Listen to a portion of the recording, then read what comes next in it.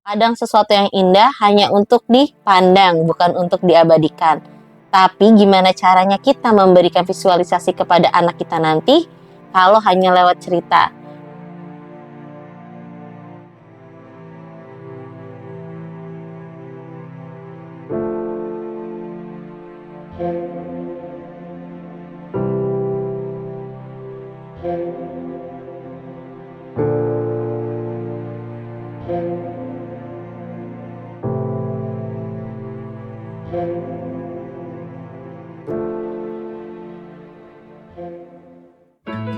Hai semuanya, Assalamualaikum warahmatullahi wabarakatuh. Ketemu lagi sama Couple Traveler. Nah, kali ini seperti judul yang tadi sudah kalian lihat, kami akan menuju ke salah satu wisata Sukabumi, yaitu Arus Liar. Nah, di sini buat kalian yang belum tahu arah menuju Sukabumi, kita itu bisa melewati Tol Bocimi. Tol Bocimi itu apa sih? Tol yang biasa menuju ke arah puncak ya guys. Tapi nanti kalian lihat terus perjalanan kita, kalian kan tahu kalau kita nggak keluar di puncak, tapi kita akan keluar di Sukabumi. Nah, ini Masya Allah, Alhamdulillah ya, perjalanan kita itu Allah kasih terang, kemudian juga Alhamdulillah tidak ada macet. Oh iya, kita berangkat dari Jakarta itu sekitar pukul 7. Nah, ini Masya Allah ya, dari pintu tol aja. Oh iya, ini di pintu tol puncak, aku ngambil yang paling kanan. Kenapa? Biar kita bisa masuk ke jalur kontraflow yang menuju ke Sukabumi. Sehingga kita tidak ikut bermacet-macet ria. Di sebelah kiri bisa dilihat, itu adalah yang keluar puncak. Jadi, kita lewat sini, langsung ikut masuk ke jalur lagi, langsung kita menuju ke arah Sukabumi langsung.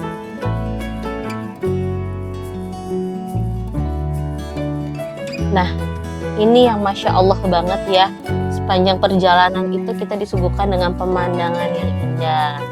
Nah, kadang ya guys ya, sesuatu yang indah itu hanya untuk dipandang, bukan untuk diabadikan. Jadi kenapa kadang mata kita itu jauh lebih indah melihat dibandingkan lensa kamera. Tapi, gimana sih caranya kita bisa memberikan visualisasi untuk anak-anak kita nanti kalau kita hanya lewat cerita saja? Jadi sebisa mungkin kita akan tetap mengabadikan apa yang ada di hadapan kita. Oke, ini di perjalanannya kita akan menuju terus yang ambil jalur yang arah Cibadak Sukabumi ya guys ya. Ingat, di tol kalian terus berpegang di Cibadak Sukabumi. Nah, ini kita bersama dengan Bapak pemandu dan supir kesayangan. Ya. Nah, oke, kita keluarnya itu ada di gerbang tol Parung Kuda. Oke, patokannya kita keluar di gerbang tol Parung Kuda ya, guys.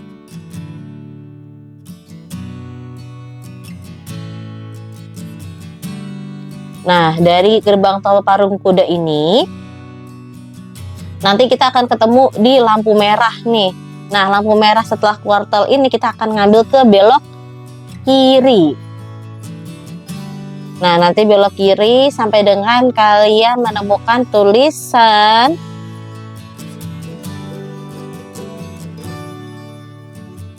nah, itu ada pelangnya ya. Yang ke kanan ada tulisan yang Gunung Salak, itu kalian ambil kanan. Nah, ini jelas banget ada pelang tulisan Arus Liar. Ikutin aja pelangnya, kemudian ikuti jalurnya, karena ini hanya ada satu jalur.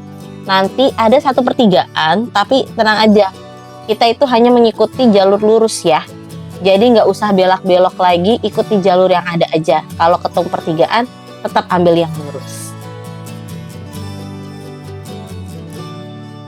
Oke, kalau untuk perjalanannya, memang jalannya ini jalurnya itu cukup lebar ya, nggak sempit. Jadi untuk kendaraan besar pun, untuk dua kendaraan besar berpapasan juga aman. Cuman yang amat sangat disayangkan adalah ini kan jalur menuju akses wisata alam ya. Nah, di sini yang disayangkan adalah jalannya memang sudah beraspal, tapi sayangnya untuk bagian-bagian yang rusak itu hanya ditambal-tambal aja. Jadi itu bener-bener kalian masih ngerasain gujrakan-gujrakan dari tambalan-tambalan aspal tadi. Untungnya pemandangan sepanjang perjalanan itu adem sehingga menenangkan hati.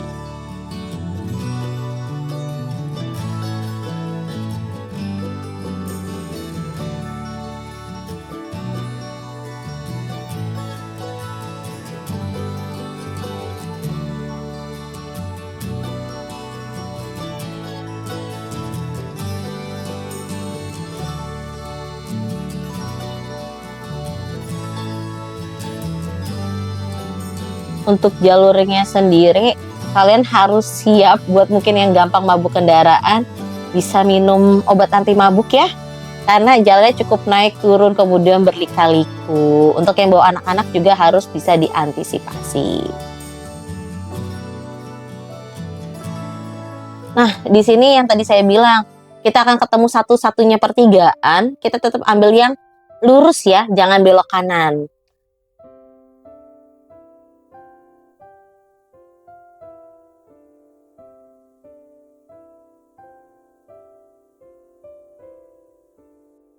Nah, Masya Allah ya.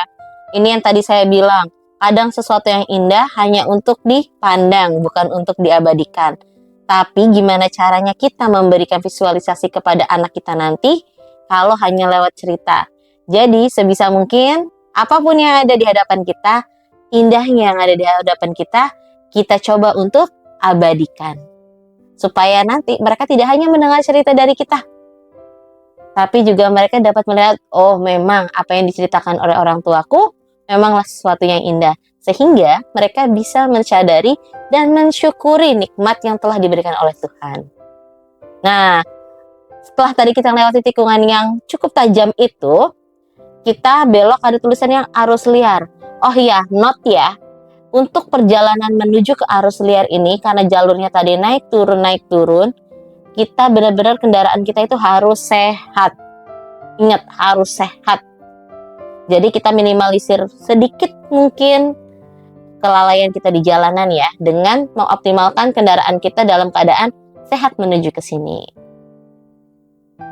Oke, ketika baru datang kita pasti bakal ditanyain langsung sama petugas di sana untuk pemesanan atas nama siapa. Jadi pastikan kalian tahu yang memesan siapa dan atas nama siapa. Oke, ini pemandangan dari parkiran arus liar ya guys ya. Nah, itu yang di atas itu bisa dibilang semacam lounge atau tempat untuk makan ya. Karena sebenarnya di paketan yang diberikan oleh pihak arus liar itu ada makan. Nah, berhubung kita sampai di arus liar ini masih cukup pagi, yang tadi perjalanan kita kurang lebih sekitar 2 jam, kita sampai di sini jam 9 pagi. Jadi kita coba nih nanyain, bisa nggak sih mesen makan di luar paketan tadi? Karena paketannya kebetulan kita ambil untuk hari kedua nanti.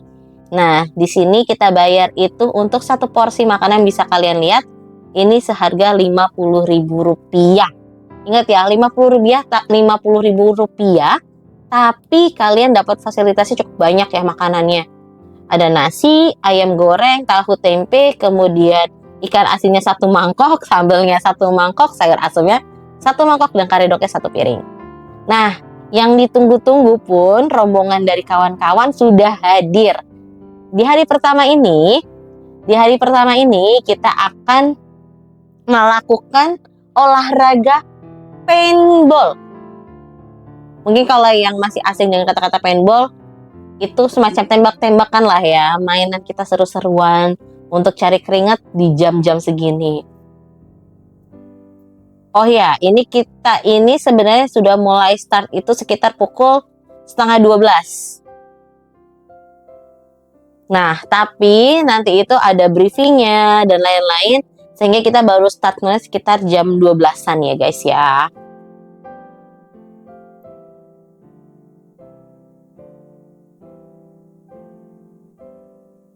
Kenapa lama?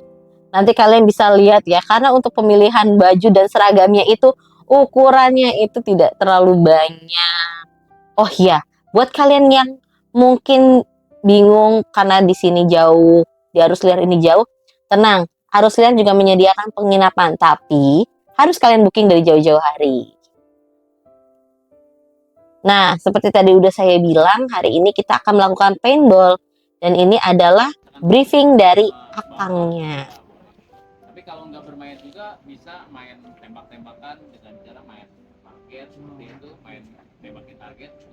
Google, safety Google ini salah satu pelindung untuk bagian wajah, terutama untuk bagian mata. Dan safety Google ini wajib dipakai selama ada di dalam arena permainan. Jadi teman-teman jangan sekali-kali membuka safety Google ini dengan alasan apapun. Nah, cara menggunakan sangat mudah. Bagi yang pakai topi tinggal dibalik ke belakang untuk menambah protek bagian belakang ya. Nah, cara menggunakannya ditempel dua aja seperti ini. Di atasnya ada karet, kita tarik ke belakang. Nah, di sini ada dua buah batu untuk mengendorkan seperti ini. Nah, cara menggunakan safety Google yang benar adalah seperti ini, bukan seperti ini. Karena biasanya pemain yang sudah kena tembak atau mau keluar itu suka refleks mata seperti ini. Ini sama sekali tidak diperbolehkan. Karena yang namanya perang, kita tidak akan tahu peluru datang dari mana saja. Dari depan sudah pasti dari lawan. Dan pakai rompinya dulu, baru pakai seragamnya. Nah, untuk ukuran seragam, untuk ukuran baju ada di balik kerah, dan untuk ukuran celana ada di atas resleting atau di dekat kancing. Nanti tinggal disesuaikan bagi pakaian. Nah, sekarang kita lanjut. Nah, ini perlengkapan utama dalam permainan paintball. Ini senjata tipe rental semi otomatis. Jadi yang dimaksud semi otomatis, semua senjata sudah terkokang seperti ini.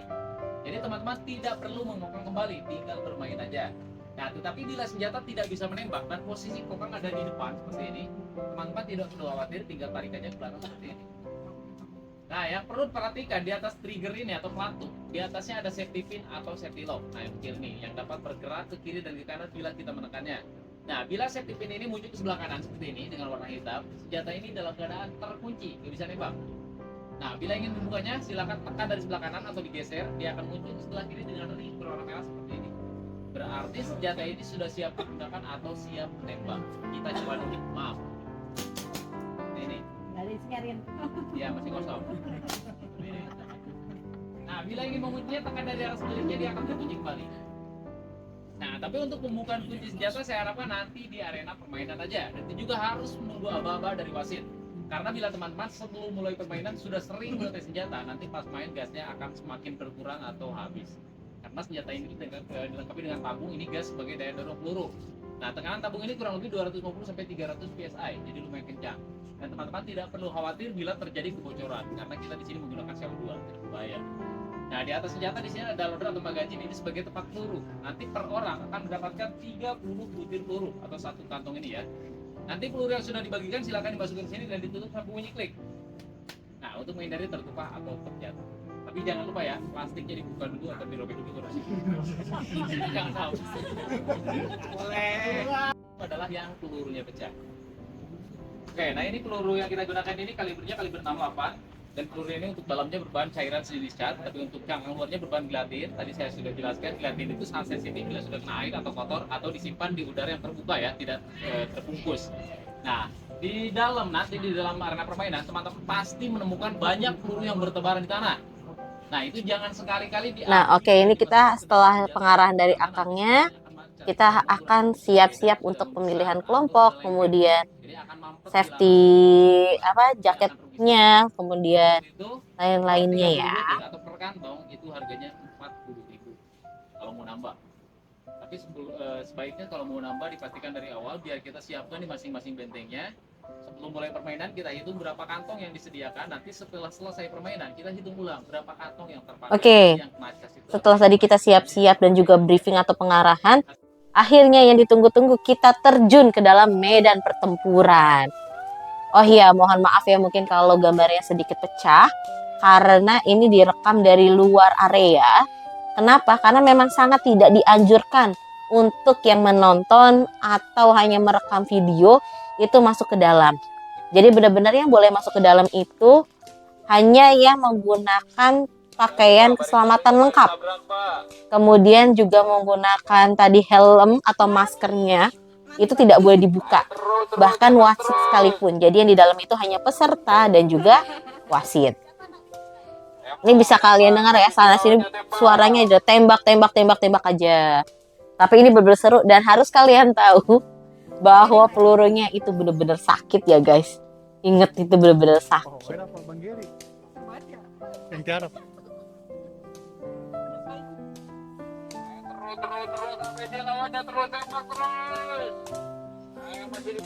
Ada yang adegan kayak bener tentara ya, sampai bener merangkak-rangkak. Dan untuk salah satu briefingnya adalah tidak boleh menembak dalam jarak dekat karena itu cukup berbahaya. Dan jarak maksimal untuk nembak itu hanya 5 meter. Nah, yang dilakukan oleh Bapak ini sebenarnya salah ya. Nggak boleh ditiru saat kalian lagi melakukan permainan paintball. Kenapa? Karena itu akan cukup melukai dari lawan kalian. Bapak jangan dibuka, Pak. Ganti kotonya, Bapak silakan keluar dulu, Pak.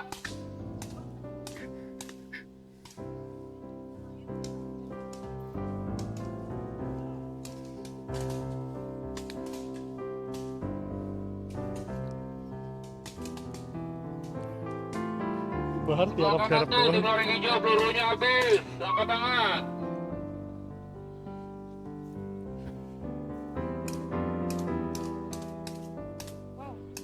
Iya, kena 3 tuh, 3.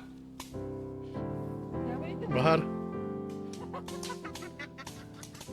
Angkat tangan, Pak.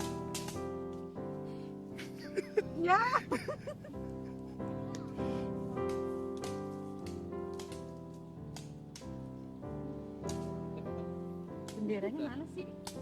Pojok rono. Oh, Habis pelurunya. Nah, meskipun tim kita kalah, tapi tenang aja, tetap euforianya kita dapat dan keseruannya juga kita dapat. Nah, ini kita perjalanan menuju ke villa yang sudah kami pesan sebelumnya. Oh iya, untuk tadi saat kita tanding paintball itu waktunya itu kurang lebih 15 sampai dengan 30 menit.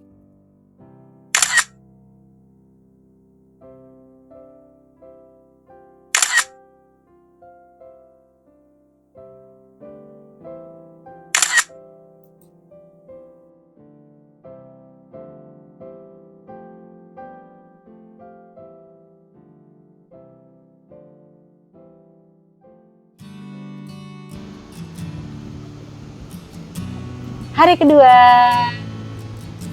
Nah, di hari kedua ini kita kembali lagi dari penginapan kita menuju ke arus liar.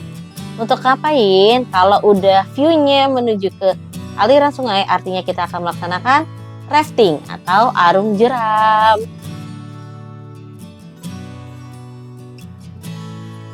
Nah, di sini nanti sebelum kita rafting atau arung jeram, kita akan ada briefing dan juga lain-lainnya ya guys. Untuk kita juga menuju ke checkpoint awal untuk kita peminjaman jaket dan juga perlengkapan keselamatan serta akan dijemput menggunakan mobil pick up.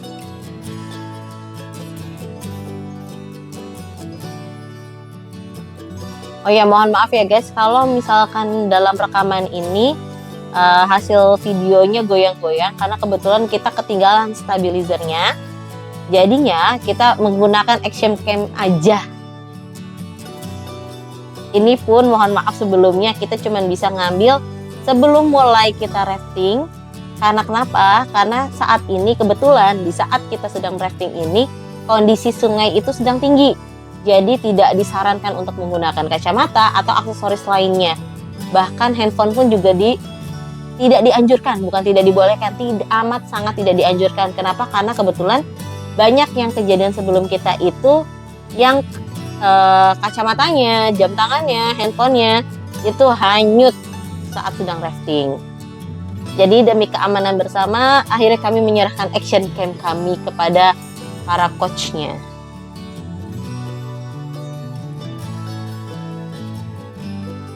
Tapi tenang, karena baru diserahkan setelah briefing, jadi masih ada sedikit dokumentasi saat kita sedang memilih-milih safety jacket, kemudian perlengkapan lainnya, dayung, dan lain-lain.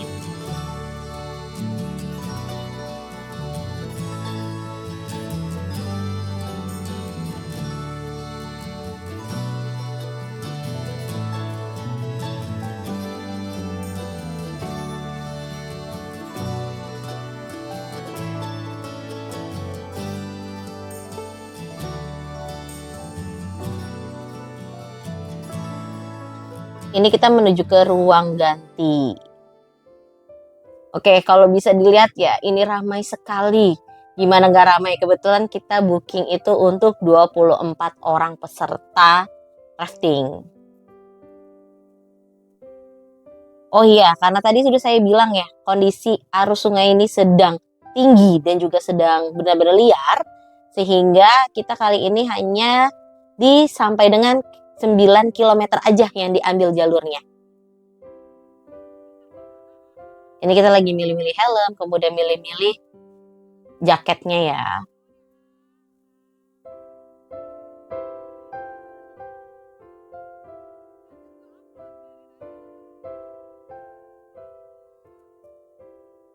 Seharusnya tadi saya bilang kita itu yang di 9 kilometer, tapi seharusnya itu kita sekitar yang 11 sampai 13 kilometer.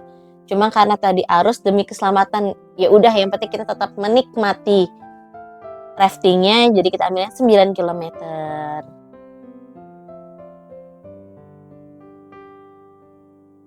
Di sini masih riuh banget ya karena rebutan dayung. Sama pemilihan anggota dalam satu perahu. Nah, oke, kalau untuk yang kayak tadi kalian lihat ya, kebetulan Bapak tuh bawa anak-anak kecil. Nah, kalau untuk anak kecil itu boleh ikut rafting, tapi jaraknya itu yang beda sama kita.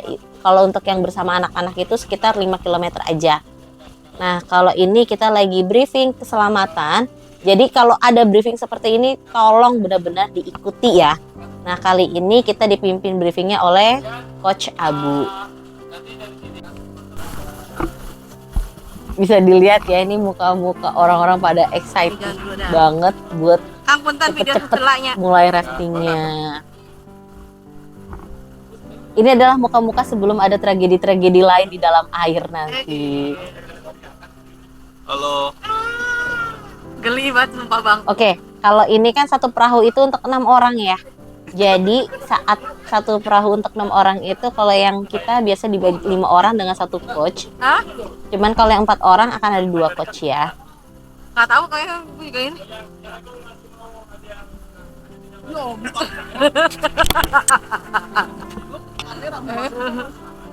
Ibu Umi. Abang. Ani lagi bengong noh. Halo, selamat pagi. Kami dari tim Dukcapil akan segera untuk mengadakan rafting bermain di Kali Citarik bersama-sama rekan-rekan semua di acara bergembira healing bersama. Kali ini kami dengan teman-teman akan menjajaki yaitu yang 9 kilo, ya, atau 13 kilo? 9 kilo, dan Bapak karena bawa anak kecil cukup yang 5 kilo. Mudah-mudahan semua lancar jalannya, selamat, tidak ada kerusakan apapun, dan nanti akan juga dipandu oleh masing-masing timnya, dipandu oleh satu tim ya. Demikian laporan hari ini. Mudah-mudahan lancar, sukses. Yes.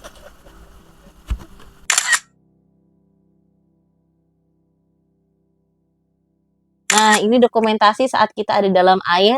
Yang dokumentasinya ini didokumentasikan langsung oleh petugas dari arus liar. Oke, sampai di sini dulu. Bye-bye. See you di perjalanan couple traveler lainnya.